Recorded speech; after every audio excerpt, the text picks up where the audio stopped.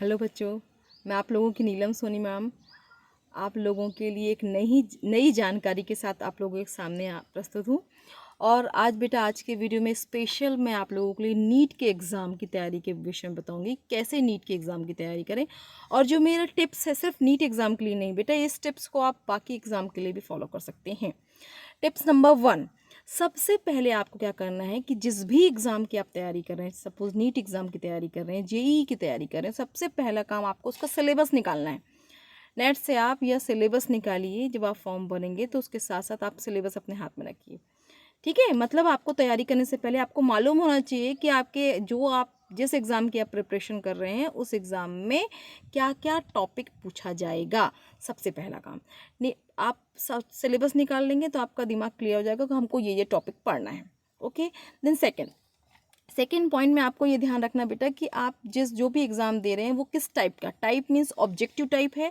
तो आप ये दिमाग में रखिए कि आपको उस टॉपिक में उस सब्जेक्ट का जो भी कंटेंट आप पढ़ेंगे, फिजिक्स केमिस्ट्री बायोलॉजी, तो उसमें आपको बहुत सारे उस टॉपिक से रिलेटेड ऑब्जेक्टिव क्वेश्चन बनाने हैं। ठीक है, क्योंकि जितने ज़्यादा आप ऑब्जेक्टिव क्वेश्चन सॉल्व करेंगे आपका दिमाग उस क्वेश्चन को कैप्चर करने और साथ में ऑप्शन के साथ आप ऑप्शन के साथ आप आंसर को टिक कर पाएंगे।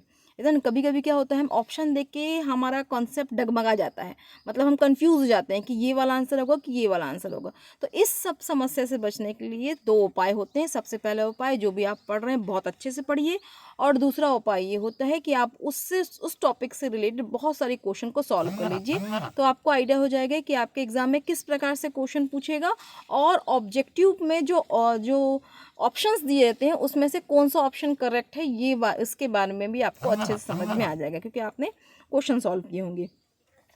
देन उसके बाद आप ये ध्यान रखेंगे बेटा कि जो भी आप एग्ज़ाम दे रहे हैं उसमें previous question paper, previous 10 to 15 years के क्वेश्चन पेपर आप निकाल लीजिए, नेट से निकाल लीजिए। आप उसके बाद 10 to 15 ईयर्स के पुराना क्वेश्चन पेपर जब आप देखेंगे तो आपको ये मालूम पड़ जाएगा बेटा कि इस एग्ज़ाम में किस टाइप के क्वेश्चन पूछे जाते हैं, कौन सा टॉपिक ज़्यादा पूछा जाता है।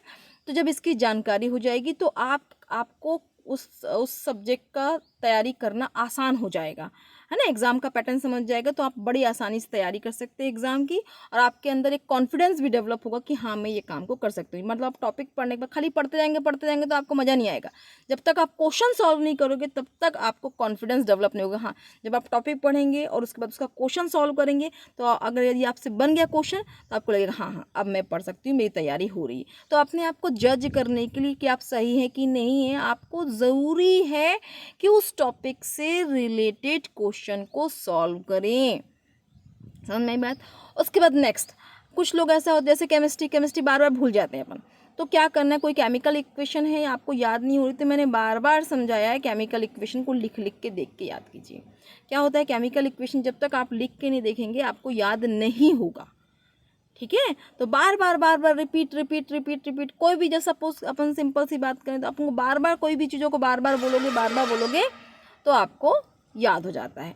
तो कोई भी चीज़ डिफ़िकल्ट नहीं होती, बस समस्या यही होती है कि हम 1-2 बार पढ़ते हैं और हम अपने आप को सोचते हैं अरे यार हमको याद ही नहीं होगा ये। तो ये हमको याद नहीं होगा, ये हम जब अपने दिमाग को बोल देते हैं तो हमारा दिमाग किसी चीज़ को कैप्चर कर लेता है। तो आपको अपने दिमाग को ये नहीं बोलना है कि हमसे ये नहीं होगा, आपको अपने दिमाग को ये समझाना है कि ये इम्पोर्टेंट है, मुझे ये एग्ज़ाम निकालना है, इसलिए मुझे ये टॉपिक को करना ज़रूरी है, मुझे याद करना ज़रूरी है, मुझे समझना ज़रूरी है। जब अपने माइंड को आप ये बताएंगे तो वो उस चीज़ को कैप्चर करेगा। बार बार प्रैक्टिस कीजिए, आपको बिल्कुल याद होगा, श्योर याद होगा। तो इस प्रकार ये क्या करेंगे, आप बार बार क्वेश्चन को सॉल्व करेंगे, जितना ज़्यादा सॉल्व करेंगे उतना अच्छी तैयारी होगी और रिपीट भी होगा वो टॉपिक आपको।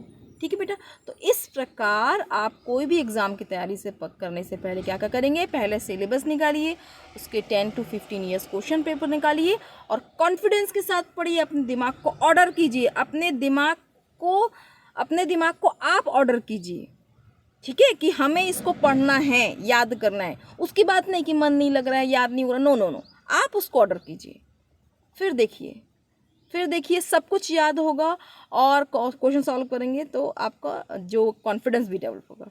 ओके बच्चों, नेक्स्ट जानकारी के साथ नए वीडियो बनाऊंगी मैं, और अगर आपको वीडियो अच्छा लगा तो लाइक और सब्सक्राइब जरूर कीजिएगा। नेक्स्ट वीडियो मिलेंगे नई जानकारी के साथ।